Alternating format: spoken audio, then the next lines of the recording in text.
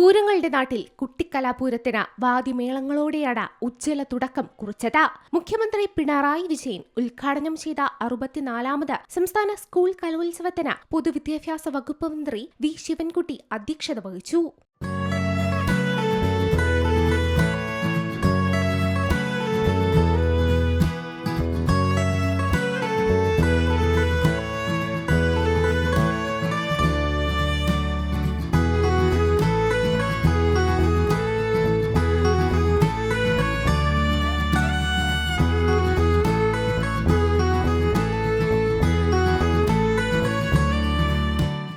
ചടങ്ങിൽ റവന്യൂ മന്ത്രി കെ രാജൻ സ്വാഗതം ആശംസിച്ചു. ഉന്നത വിദ്യാഭ്യാസ സാമൂഹ്യനീതി മന്ത്രി ഡോക്ടർ ആർ ബിന്ദു, കേന്ദ്ര സഹമന്ത്രി സുരേഷ് ഗോപി, മറ്റ് മന്ത്രിമാർ, MLA മാർ, മേയർ, ജില്ലാ പഞ്ചായത്ത് പ്രസിഡന്റ്, ജില്ലാ കളക്ടർ, സിറ്റി പോലീസ് കമ്മീഷണർ തുടങ്ങിയവർ ചടങ്ങിൽ പങ്കെടുത്തു. സർവമായ എന്ന ചിത്രത്തിലെ ഡിലൂലുവായി പ്രേക്ഷക മനം കവർന്ന റിയ ഷിബുവായിരുന്നു മുഖ്യാതിഥി. കലാകാരന്മാരെ മതത്തിന്റെ കണ്ണിലൂടെ കാണരുതെന്നും കലയാണ് അവരുടെ മതമെന്നും മുഖ്യമന്ത്രി പിണറായി വിജയൻ ഉദ്ഘാടന പ്രസംഗത്തിൽ പറഞ്ഞു. മനുഷ്യനെ തമ്മിലടിപ്പിക്കുന്ന എല്ലാ ഛിദ്ര ആശയങ്ങളെയും തള്ളിക്കളയാനും എല്ലാവരെയും ഒന്നിപ്പിക്കാനും കല ഉയർത്തിപ്പിടിക്കാനും സാധിക്കണമെന്നും മുഖ്യമന്ത്രി കൂട്ടിച്ചേർത്തു.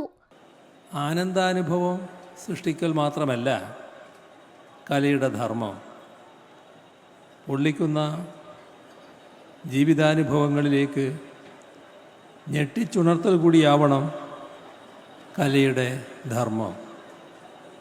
സാമൂഹ്യ വ്യവസ്ഥിതി പൊളിച്ചെഴുതുന്നതിൽ കല വഹിച്ചിട്ടുള്ള പങ്ക് ചരിത്രത്തിൽ നിന്ന് നമുക്ക് മനസ്സിലാക്കാനാവും.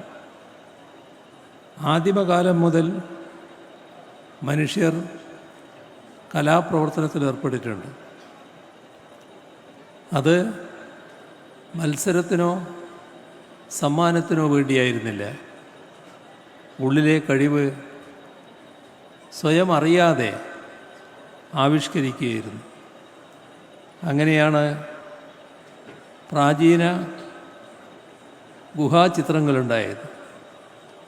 നാടൻ പാട്ടുകളും നാടൻ കലകളുമുണ്ടായത്. അവതാരകരും പ്രേക്ഷകരും എന്ന വേർതിരിവ് അന്നുണ്ടായിരുന്നില്ല. കലോത്സവത്തിന്റെ ഉദ്ഘാടനത്തിന് മുന്നോടിയായി പാണ്ടിമേളം നടന്നു. 280 ഇനങ്ങളിൽ 15,000 കൗമാര പ്രതിഭകളാണ് 25 വേദികളിലായി അരങ്ങിലേക്ക് എത്തുന്നത്. തേക്കിൻകാട് മൈതാനത്തെ എക്സിബിഷൻ ഗ്രൗണ്ടാണ് പ്രധാന വേദി. നീണ്ട 8 വർഷത്തിന് ശേഷമാണ് തൃശൂരിന്റെ മണ്ണിലേക്ക് സംസ്ഥാന സ്കൂൾ കലോത്സവം എത്തിയിരിക്കുന്നത്. ഉത്തരവാദിത്ത കലോത്സവം എന്നതാണ് ഇത്തവണത്തെ കലോത്സവത്തിന്റെ ആപ്തവാക്യം. പൂർണ്ണമായും ഹരിതചട്ടം പാലിച്ചാണ് കലോത്സവം നടക്കുന്നത്. പഴയിടം മോഹനൻ നമ്പൂതിരിയുടെ നേതൃത്വത്തിലാണ് കലവറയിൽ ഭക്ഷണ വിഭവങ്ങൾ ഒരുക്കുന്നത്. Zee Malayalam news, Thrissur.